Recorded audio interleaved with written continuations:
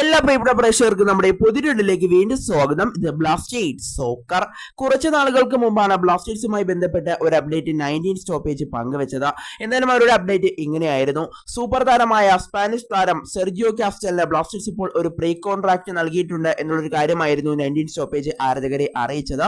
താരത്തിന്റെ മെഡിക്കൽ പൂർത്തിയായിട്ടില്ല. താരത്തിന്റെ മെഡിക്കൽ പൂർത്തിയായതിനു ശേഷമായിരിക്കും താരവും ബ്ലാസ്റ്റേഴ്സും തമ്മിൽ ഒരു കരാറിൽ ഒപ്പുവെക്കുക എന്നുള്ളൊരു കാര്യവും 19 സ്റ്റോപ്പേജ് ആരാധകരെ അറിയിച്ചിരുന്നു.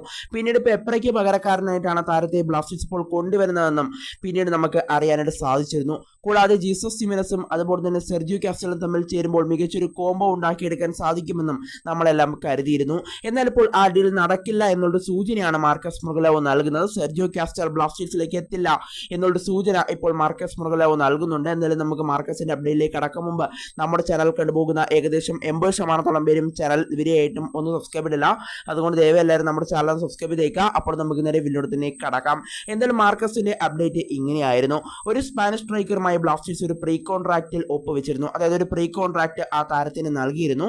എന്നാൽ ബംഗളൂരുവിൽ വെച്ച് നടന്ന മെഡിക്കലിൽ ആ മെഡിക്കൽ പൂർത്തിയാക്കാൻ ആ താരത്തിന് കഴിഞ്ഞില്ല. അതിനുശേഷം ചർച്ചകളൊന്നും നടന്നിട്ടില്ല.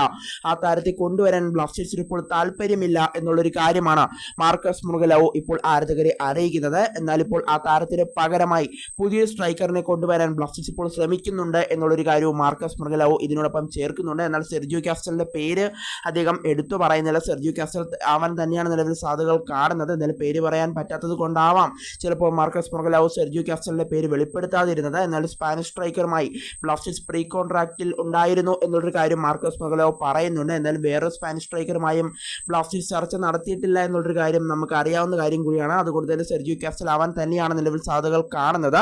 എന്തായാലും സെർജിയോ കാസ്റ്റൽ നിലവിൽ ബ്ലാസ്റ്റേഴ്സിലേക്ക് എത്താൻ സാധ്യതകളില്ല എന്നുള്ളൊരു സൂചനയാണ് ഇപ്പോൾ മാർക്കസ് മുർഗലോവ് ആരാധകരോട് പങ്കുവയ്ക്കുന്നത്. എന്തായാലും ഇപ്പോൾ പെപ്രയ്ക്ക് പകരക്കാരനായി പുതിയ സ്ട്രൈക്കർ ആയിരിക്കും ബ്ലാസ്റ്റേഴ്സിലേക്ക് എത്തുക.